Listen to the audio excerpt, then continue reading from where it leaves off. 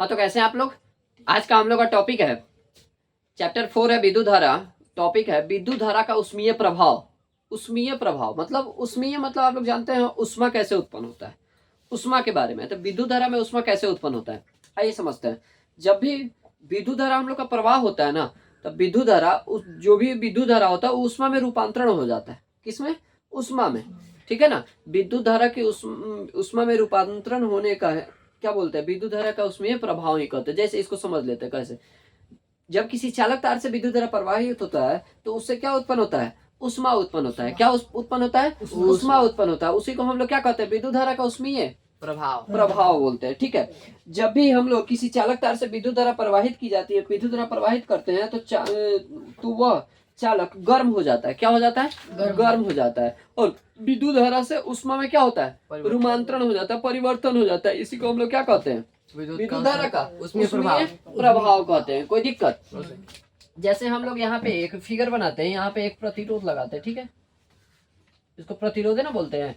एक प्रतिरोध लगा, इधर से हम लोग क्या यहाँ पे एक 20 वोल्ट का बैटरी लगा दी। ठीक है ना।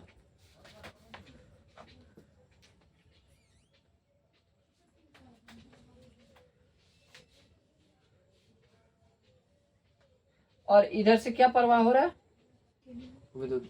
विद्युत धारा क्या हो रहा है? प्रवाह हो रहा है कि नहीं? तो यहाँ से जब विद्युत धारा प्रवाह हो रहा है ना, तो क्या हो जाता है? गर्म हो जाता है। क्या हो जाता है? गर्म हो जाता है। इसी को हम लोग क्या कहते हैं? विद्युत धारा का उष्मीय प्रभाव कहते हैं। क्या कहते हैं? विद्युत धारा का उष्मीय प्रभाव कहते हैं। कोई दिक्कत? तो विद्युत धारा का उष्मीय प्रभाव समझ गए। जब किसी चालक तार से विद्युत धारा क्या होता है? प्रवाह होता है, तो वो चालक तार क्या हो जाता है? गर्म हो जाता है। वो चालक क्या हो जाता है? गर्म हो जाता है। और वही गर्म होने के कारण वो विद्युत ऊर्जा किसमें रूपांतरण हो जाता है? उष्मीय ऊर्जा में क्या होता है? रूपांतरण हो जाता है, मतलब बदल जाता है। उसी को हम लोग क्या कहते हैं? विद्युत धारा का उष्मीय प्रभाव कहते हैं। चलिए, विद्युत धारा का उष्मीय प्रभाव समझ गए। अब इसमें उत्पन्न होने वाली परिणाम देखना है। इसका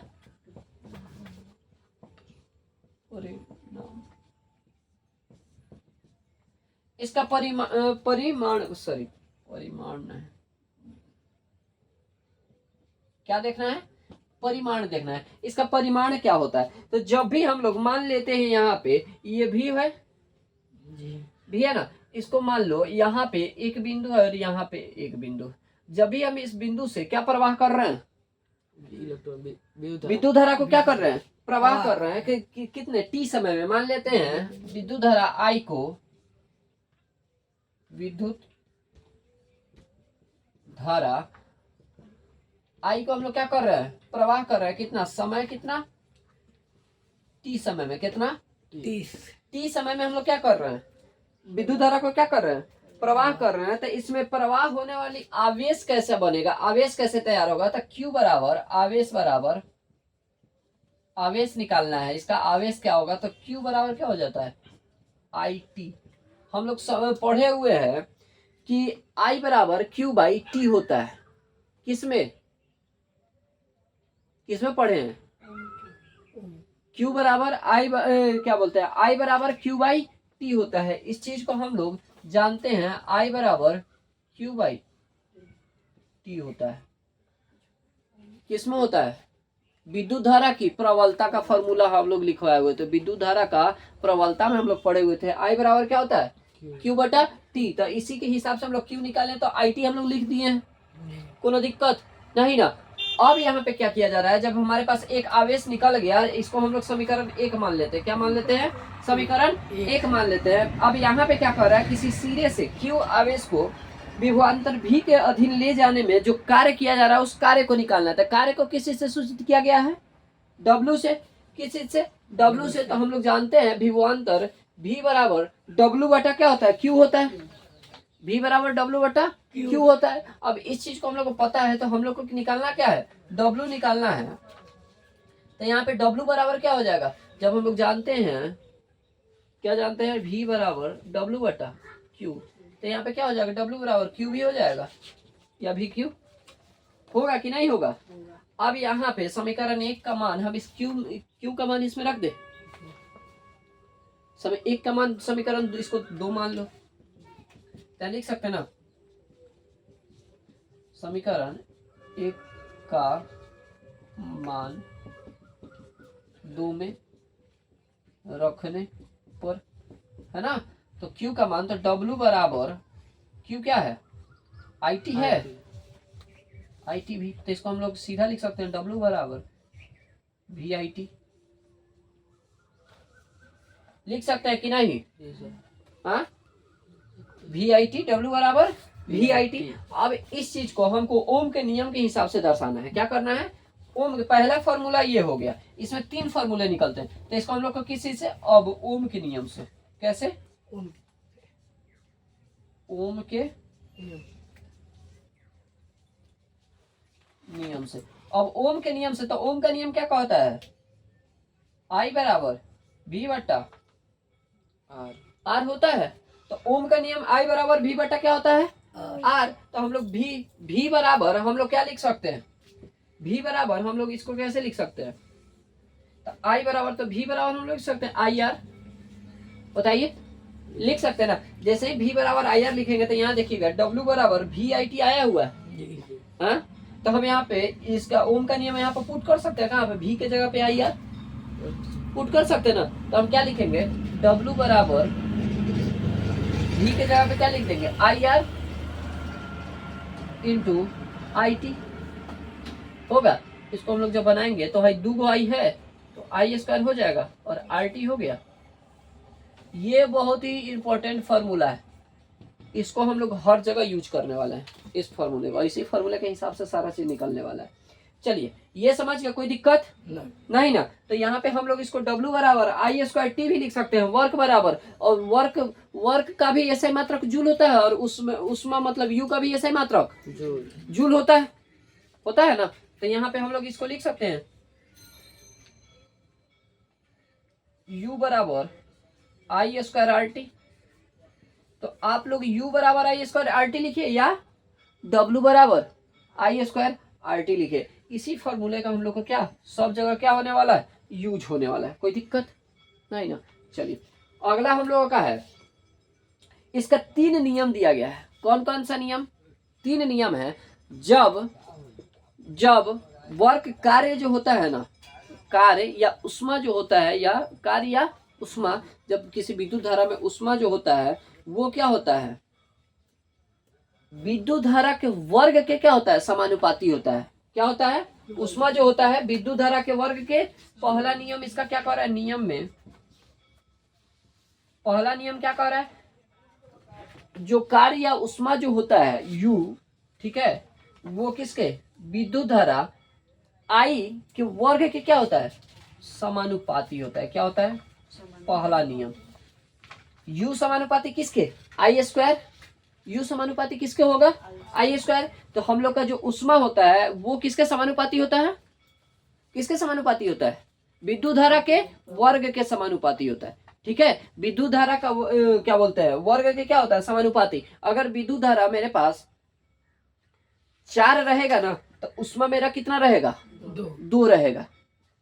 समझ रहे हैं ना, क्या रहेगा, 2 का है कि उसका 2 का तोड़ेंगे तो 2 का स्क्वायर हो जाएगा, वर्ग हो जाएगा ना, 2 का वर्ग हो जाएगा, कोई दिक्कत नहीं ना। चलिए अगला 2 नंबर है मेरा, 2 नंबर जो है ना, अब इसमें I² हो गया, बच रहा है क्या, RT बच रहा है, यहाँ पे RT बच रहा है ना। तो इसमें R और T क्या होता है, नियतांक। R और T क्या रहता है,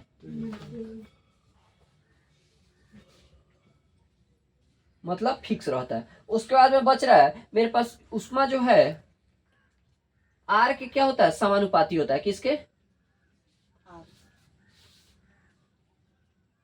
उष्मा किसके समानुपाती, R के समानुपाती। इसमें जो होता है ना I और T क्या होता है, नियतांक होता है, कोई दिक्कत। और उसके बाद में तीसरा नियम क्या कह रहा है, इसमें उष्मा जो है ना समय के भी क्या होता है, समानुपाती होता है। क्या होता है, उष्मा जो है किसके, समय के क्या होता है, समानुपाती होता है। तो ये इसमें क्या बोलते हैं, I और R क्या होता है, R क्या होता है, नियतांक होता है। क्या होता है, नियतांक होता है। तो हम लोग इसमें 3 नियम पढ़े हैं, देखिएगा, सबसे पहले विद्युत धारा की उष्मीय प्रभाव हम लोग जाने क्या होता है। क्या होता है, विद्युत धारा किस में रूपांतरित हो जाता है, विद्युत उष्मा में रूपांतरित हो जाता है कि नहीं। विद्युत ऊर्जा जो हम लोग विद्युत धारा प्रवाह करते हैं, तो किसी चालक तार से जब विद्युत धारा प्रवाह होता है तो क्या उत्पन्न करता है, उष्मा उत्पन्न करता है। और यही उष्मा उत्पन्न करने के कारण क्या होता है, जब विद्युत ऊर्जा किस में परिवर्तित हो जाता है, उष्मीय ऊर्जा में परिवर्तित हो जाता है। इसी कारण इसी को हम लोग क्या कहते हैं, विद्युत धारा का उष्मीय प्रभाव। वो अपना प्रभाव दिखा दिया है कि नहीं। उसका बाद हम लोग पढ़े उसका परिमाण पढ़े। परिमाण में क्या होता है, विद्युत धारा मेरे पास दिया हुआ है समय t समय में, तो q आवेश कितना आवेश प्रवाह हुआ, कितना, तो q आवेश, तो q बराबर IT फॉर्मूला हम लोग लिख लिए। उसके बाद में है उसका वर्ग के हिसाब से आवेश और विभवांतर के बीच का कितना कार्य किया, विभवांतर q आवेश का विभवांतर के बीच में कितना कार्य हुआ, तो q भी लिख देंगे, वर्ग बराबर पूरा कर देंगे। उसका दोनों का समीकरण बैठा देंगे और ये फॉर्मूला पूरा निकाल देंगे। उसका मेरा नियम आ गया, 3 नियम। कौन कौन सा, उष्मा जो है समानुपाती है I स्क्वायर विद्युत धारा के वर्ग के, फिर उष्मा जो है समानुपाती है प्रतिरोध के, फिर उष्मा जो है समानुपाती है समय के। कोई दिक्कत नहीं ना। इतना हम लोगों का उष्मीय प्रभाव का यहाँ पे नियम जानने को क्या हुआ है, मिला है। कोनो दिक्कत, इसको फटाफट नोट डाउन कीजिए।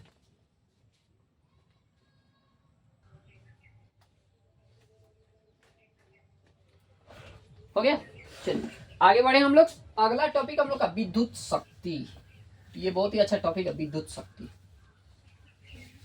देखिए, विद्युत शक्ति क्या होता है, तो ऊर्जा के व्यय को जो हम लोग विद्युत धारा प्रवाह करते हैं ना, तो उसमें जो ऊर्जा है ना उसका खर्च होता है। क्या होता है, उसका क्या होता है, खर्च होता है। ऐसी खर्च को हम लोग क्या कहते हैं, विद्युत शक्ति कहते हैं, पावर कहते हैं। एक चीज तो छूट गया, हम लोग अभी जो नियम पढ़े तो उसमें ओम के नियम के हिसाब से हम लोग उसको नहीं दर्शाए थे। कैसे, तो अभी हम लोग क्या फॉर्मूला पढ़े थे, इसको जरा फिर से समझ लीजिए। W बराबर I स्क्वायर RT पढ़े थे ना। अब इसमें ओम का नियम डालना है। क्या डालना है, ओम का नियम। अब यहाँ पे लिखेंगे ओम के नियम से।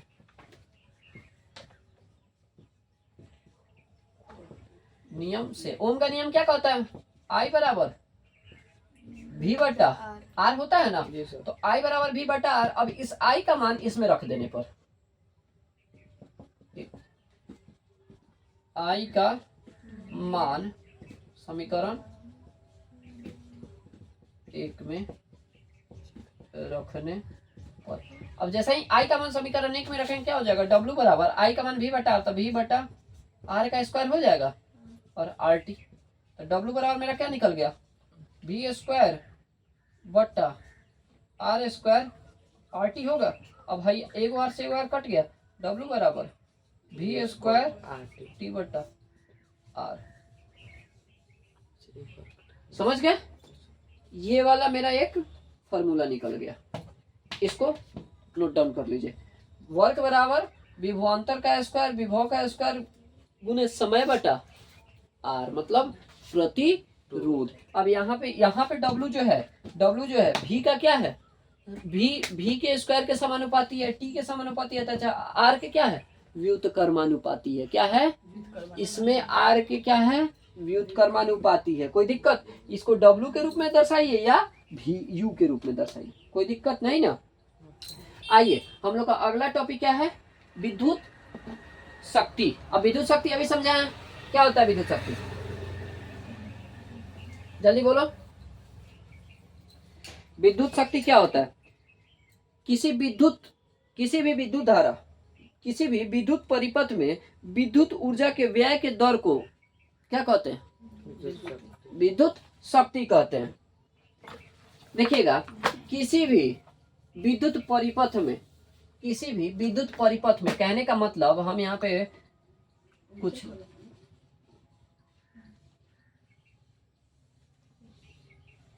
ये मान लो क्या है, विद्युत परिपथ है ना। अब इस विद्युत, यहाँ पे बैटरी लगा हुआ है, इधर से विद्युत धारा प्रवाह हो रहा है, तो ये विद्युत परिपथ है ना, है। तो इस किसी भी विद्युत परिपथ में इसमें क्या हो रहा है, विद्युत परिपथ धारा प्रवाह हो रहा है। किसी भी विद्युत परिपथ में विद्युत ऊर्जा, इसमें जो ऊर्जा उत्पन्न हो रहा है उसके खर्च को, व्यय को, ठीक है ना, उस विद्युत परिपथ का क्या कहते हैं, विद्युत शक्ति कहते हैं। क्या कहते हैं, विद्युत शक्ति। हम लोग का टॉपिक क्या है,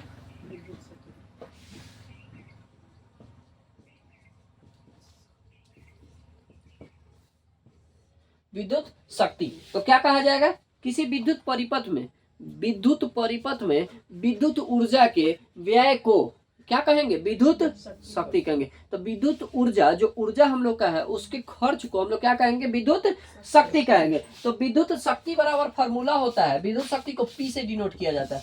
तो इसका फॉर्मूला होता है विद्युत ऊर्जा बटा समय। क्या होता है, विद्युत ऊर्जा, ऊर्जा को हम लोग किस चीज से, ऊर्जा बटा समय। तो हम लिख सकते हैं P बराबर, ऊर्जा को किसी से डिनोट करते हैं, W से, W बटा T। अब इस T को हम लोग लिख सकते हैं P बराबर, W का भी बैक फार्मूला क्या निकाले थे, W बराबर I स्क्वायर RT लिखे थे, W बराबर, तो W की जगह पे I स्क्वायर RT बटा क्या हो जाएगा, T। समय से समय खत्म हो जाएगा। P बराबर क्या फार्मूला आ गया, I स्क्वायर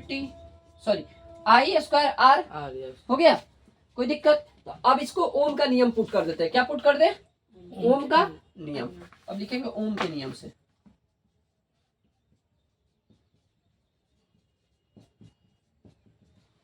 ओम के नियम से, ओम का नियम क्या कहता है, आई बराबर, ओम का नियम क्या कहता है, आई बराबर V बटा R होता है ना। तो हम इसमें V बराबर क्या निकाल देंगे, V बराबर क्या लिख देंगे, IR लिख सकते हैं। V बराबर क्या लिख देंगे, IR लिख सकते हैं, कोई दिक्कत बोलो, नहीं ना। या I बराबर, तो V बराबर IR होगा, या इसको पुट करो या इसको पुट करो, पुट हमको यही करना है। तो यहाँ पे अब I के जगह पे, तो P बराबर I के जगह पे क्या लिख देंगे, V बटा R का स्क्वायर हो जाएगा, दोनों में अब गुना R हो जाएगा, हाई R से हाई एगो स्क्वायर खत्म। तो P बराबर क्या हो जाएगा, V स्क्वायर बटा R होगा। ये वाला मेरा फॉर्मूला निकला। तो पावर शक्ति के सिद्धांत में पहला फॉर्मूला W बटा क्या निकल गया, वर्ग कार्य बटा T समय, कोई दिक्कत। उसके बाद में निकला तो यहाँ पे I स्क्वायर R, ठीक है ना। ये विद्युत क्या बोलते हैं, पावर जो है, शक्ति जो है, जो I के वर्ग के समानुपाती है तथा R के समानुपाती है, ठीक है। उसका ओम का नियम डाल करके क्या निकल गया, P बराबर V स्क्वायर बटा R, कोई दिक्कत नहीं ना। अब जैसे ही PS इसका अब हम लोग निकाल देते हैं, क्या बोलते हैं इसका हम लोग SI मात्रक। आइए, P का SI मात्रक। अब P का SI मात्रक क्या होगा, जरा यहाँ पे ध्यान दीजिएगा। P बराबर हम लोग क्या लिखे थे, W बटा T। तो P बराबर पावर तो होगा, है कि नहीं। तो P बराबर W बटा क्या लिखे हैं, T। अब यहाँ पे W का क्या बोलते हैं, W को हम लोग क्या लिख सकते हैं, किस चीज में दर्शाते हैं, जूल में, और T को समय में, सेकेंड होता है ना, समय को किस चीज से, सेकेंड में, और वर्क को जूल में। तो यहाँ पे P बराबर क्या हो जाएगा, J बाई क्या हो जाएगा, S, है कि नहीं। और यही J बाई S का जो नाम है ना, उसको हम लोग किस चीज से, वाट, किस चीज से, वाट, WAT हिंदी में लिख देते हैं, वाट।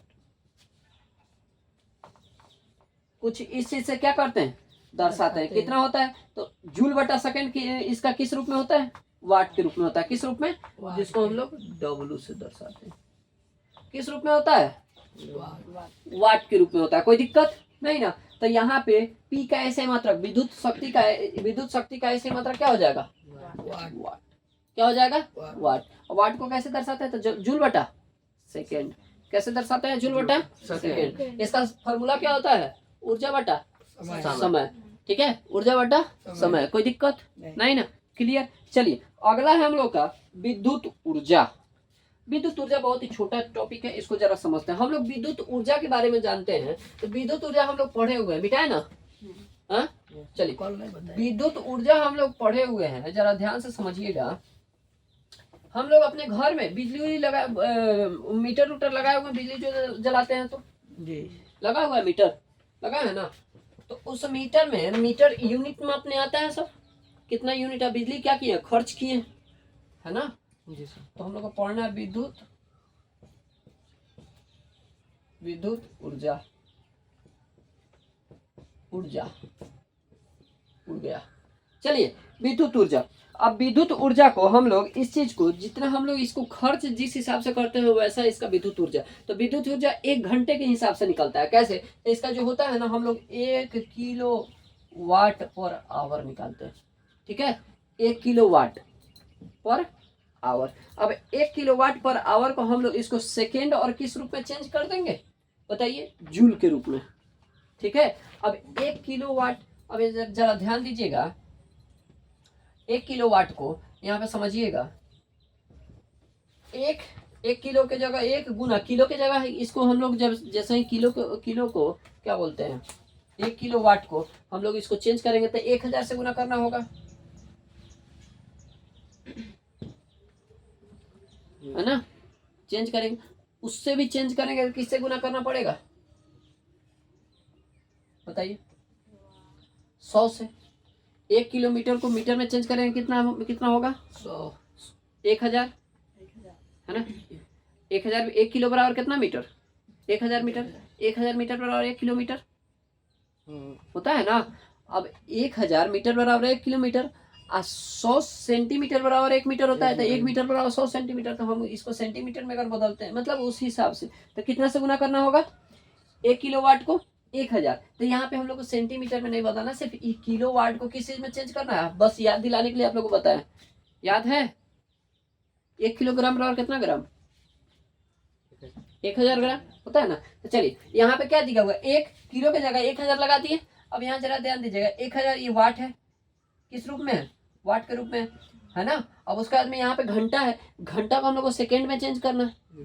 किस चीज में? सेकेंड में। अब सेकेंड में चेंज करने के लिए कितना से गुना करना पड़ेगा? तो घंटा को 60 से गुना करेंगे तो मिनट में चेंज होगा। अब फिर मिनट को 60 से गुना करेंगे तो सेकेंड में चेंज होगा। कितना से गुना कर दी? अब देखो ये 1000 वाट है, ये कितना हो जाएगा? 360, 3600 हो जाएगा। कितना होगा? 3600। अभी 3600 से इतना में गुना होगा तो कितना? 36 लाख हो जाएगा। 36 लाख वाट आया ना। 36 लाख वाट यहाँ पे इस सेकेंड के रूप में था, सेकेंड है कि नहीं। अभी सेकेंड 36 लाख वाट सेकेंड आया है ना। इसको हम लोग सेकेंड के रूप में चेंज किए, सेकेंड आया है। तो यहाँ जरा बताइएगा, 36 लाख हम लोग ऐसे लिख सकते हैं 3.6, यहाँ पे 1 2 3 4 5 6, 10 के पावर गुना 10 के पावर 6 लिख सकते हैं 36 लाख को। और इसको हम लोग W सेकेंड है तो वाट को हम लोग लिख सकते हैं जूल बटा सेकेंड होता है ना, अभी पढ़े थे पीछे। गुना सेकेंड, सेकेंड से सेकेंड खत्म, कितना आया? 3.6 गुने 10 के पावर 6 जूल। इतना हम लोग क्या करते हैं, इतना बिजली को हम लोग क्या करते हैं, 1 किलोवाट घंटा में इतना बिजली हम लोग क्या करते हैं, खर्च करते हैं। 1 किलोवाट घंटा में हम लोग इतना बिजली को क्या करते हैं, खर्च करते हैं। और इतना ही को हम लोग किस रूप में देखते हैं, 1 यूनिट के रूप में। कितना?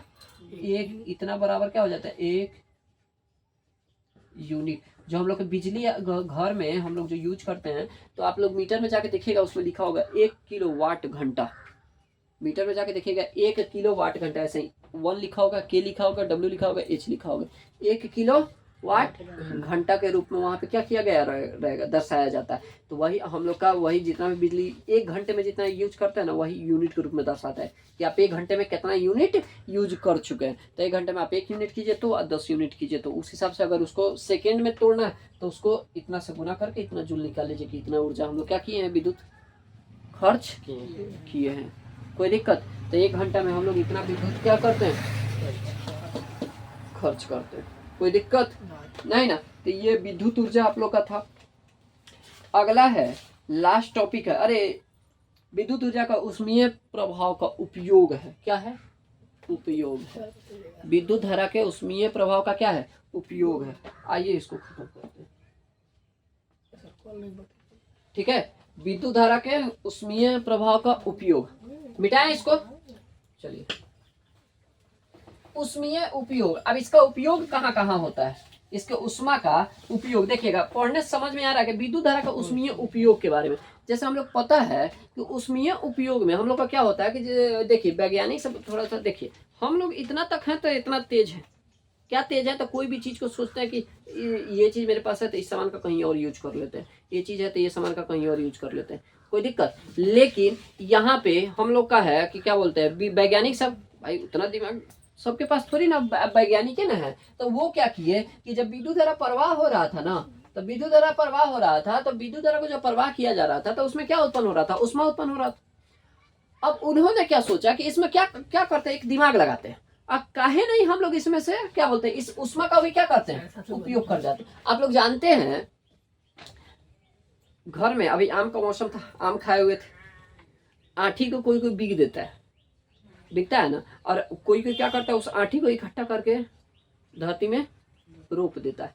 तो वही क्या किस रूप में हो जाता है, आम के रूप में पेड़ बन जाता है। और कोई कोई उसको क्या करता है, बिक देता है। तो कोई कोई बिक देता है वो आम जनता हो गया, और जो उसको अपना कार में लगा दिया वो महान हो गया, है कि नहीं। तो उस हिसाब से हम लोग यहाँ क्या करते हैं कि एक वैज्ञानिक मान लेते हैं, यहाँ पे हम एक बैटरी लिए और इधर से विद्युत धारा क्या किए, प्रवाह किए। अब विद्युत धारा जब प्रवाह हो रहा है, ठीक है ना, तो इससे क्या उत्पन्न हो रहा है, ऊष्मा। क्या उत्पन्न हो रहा है, अब जब ऊष्मा उत्पन्न हो रहा है तो इसका भी तो कुछ प्रक्रिया होगा ना, ऊष्मा उत्पन्न होने का कुछ कारण होगा। तो यहाँ पे देखिएगा इसमें ऊष्मा जैसे ही उत्पन्न हो रहा है विद्युत धारा प्रवाह से, तो ऊष्मा उत्पन्न होता है। तो ऊष्मा को क्या किया गया, एक यहाँ पे क्या किया गया, बॉल लगा दिया गया। क्या लगा दिया गया, क्या लगा दिया गया, एक बॉल लगा दिया गया। और इस बॉल को क्या किया गया, इसी ऊष्मा का उपयोग करते हुए, ठीक है, इस बॉल से ना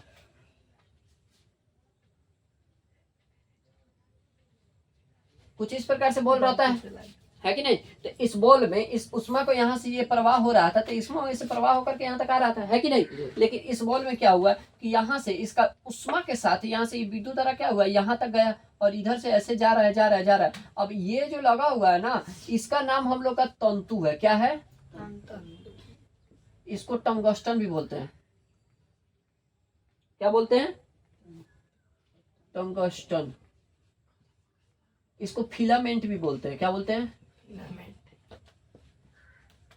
तो ये तीनों नाम में से कहीं एक नाम आपको दिया रहेगा ना, तो उसका हम लोग यही समझेंगे। एक बॉल में पीआर का बॉल देखे, देखे ना, उसमें ऐसा लगा रहता है, बीचवा में तो हम लोग टूट जाता है, कहते हैं फ्यूज हो गया, है ना।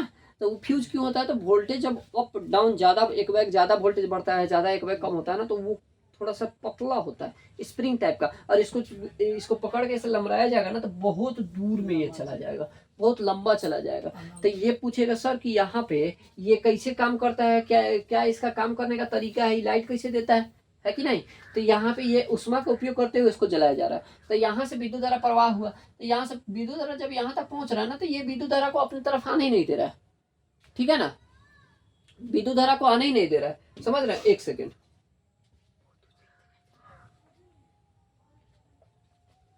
देखिए, तो यहाँ पे क्या हो रहा है कि विद्युत धारा को अपने तरफ नहीं आने दे रहा है, ठीक है। और ये विद्युत धारा को जब अपनी तरफ नहीं आने दे रहा है, तो ये क्या कर रहा है, आपस में यहाँ से विद्युत धारा जब प्रवाह हो रहा है, तो इसका सिर्फ ऊष्मा को एब्जॉर्ब कर रहा है, ऊष्मा को यहाँ तक भेज रहा है। तो जब कम ऊष्मा जाता है, तो देखिएगा कोई भी चीज में जब ऊष्मा वोल्टेज अप डाउन के बारे में है, तो जब ज्यादा वोल्टेज रहता है तो ज्यादा ऊष्मा देता है।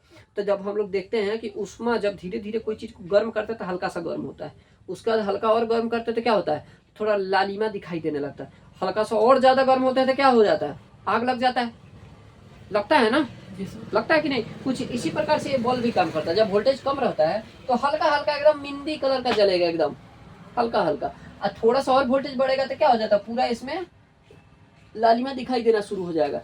और जब एकदम क्या बोलते हैं वोल्टेज ज्यादा रहेगा तो क्या एकदम एकदम फार के ये जलता है, भयंकर, मतलब बहुत अच्छे से जलता है, पूरा रूम को लाइट लाइट कर देता है कि नहीं, जलता है ना। तो इसमें आग लगता है, क्या होता है, आग लगता है। अब इसमें आग लगने का क्या प्रक्रिया है, यही आग लगता है, तंतु इसको रोकता है। और इसके अंदर ना गैस भरा होता है, वो गैस कौन सा होता है, नाइट्रोजन होता है तथा आर्गन होता है। गैस कौन कौन सा भरा होता है, इसमें निष्क्रिय गैस होता है। कौन सा गैस, निष्क्रिय गैस। क्या नाम जानते हैं, निष्क्रिय गैस, ठीक है। तो निष्क्रिय गैस में कौन कौन सा भरा होता है, आर्गन और नाइट्रोजन इसमें क्या होता है, भरा हुआ रहता है। कोई दिक्कत नहीं ना। तो इसको समझते हैं। तो इसमें क्या होता है, इसका तापमान के हिसाब से इसका देखिएगा, इसमें प्रतिरोधकता इसमें बहुत अधिक हो जाता है और गलनांक इसका अधिक उच्च रहता है। ये जो है ना, अब कहिएगा सर कि ये जलता है तो गलता काहे नहीं। कोई भी चीज हम लोग जब जलाते हैं तो वो क्या हो जाता है, गल जाता है ना, गलता है कि नहीं। कोई भी, जैसे हम इस मार्कर को अगर हम जलाना शुरू करें तो क्या होगा, गलना शुरू होगा, नीचे गिरना शुरू हो जाएगा गल के, है कि नहीं। तो गलना शुरू हो जाता है, तो सबका गलने का अपना अपना क्या बोलते हैं ताप होता है कि कौन कितने ताप पे गल सकता है। लेकिन इसका जो ताप है ना गलने का, टंगस्टन का, ये बहुत अधिक होता है, बहुत ज्यादा। लगभग ये 3400 से 3500 डिग्री सेल्सियस पे क्या होता है, ये गलना शुरू करता है। 3500 से 3400 से 3500 डिग्री पर ये गलना शुरू होता है। हम लोग का लाइट जो है ना विद्युत द्वारा प्रवाहित होता है, वो मात्र 2500 डिग्री सेल्सियस तक जाता ही है। कितना? 25